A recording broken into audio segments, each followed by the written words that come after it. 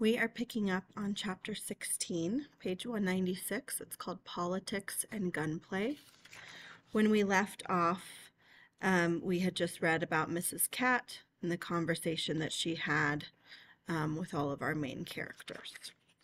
So please follow along and make sure that you're pausing to make annotations. In Violet's opinion, Sunday was an almost normal day.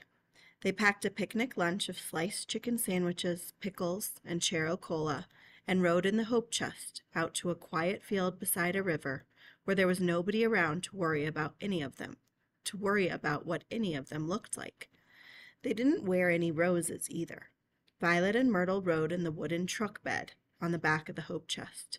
It was a bumpy, dusty ride, but Violet didn't care because she was wearing her horrible plaid dress, and she was hoping to ruin it. She did, too. Chloe insisted that the first thing you had to learn about cars was how to take care of them. So she brought out a grease gun and an oil can and showed Myrtle and Violet how to lubricate the spindle bolt and the steering ball socket and the universal joint and about 100 other things Violet couldn't remember the names of. While the three of them climbed over and under the Hope Chest, getting gloriously dirty, Mr. Martin sat under a tree and read the Sunday paper. Then Chloe showed them how to start the thing. Violet doubted she'd ever be able to start a car by herself.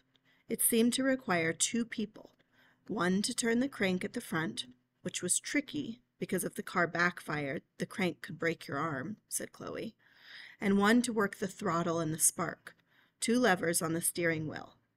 And you had to really listen, said Chloe. Violet didn't know what Chloe was really listening for, because when the thing started, it sounded like a barrel of tin cans being eaten by a steam engine. To drive the car, you had to use your feet to work the reverse pedal and the high and low speed clutch, and your hand to work the throttle. It was too much to think of all at once, and Violet was glad that they had this whole big open field so that she didn't have to worry too much about steering. Instead, she concentrated on using the foot pedals and hand levers to keep the car running as it jolted and jumped over the hummocky field. When it was Myrtle's turn to drive, Violet went to sit with Mr. Martin and look at the newspaper. Mr. Martin had prudently moved a little further into the trees, out of the way of the Hope Chest.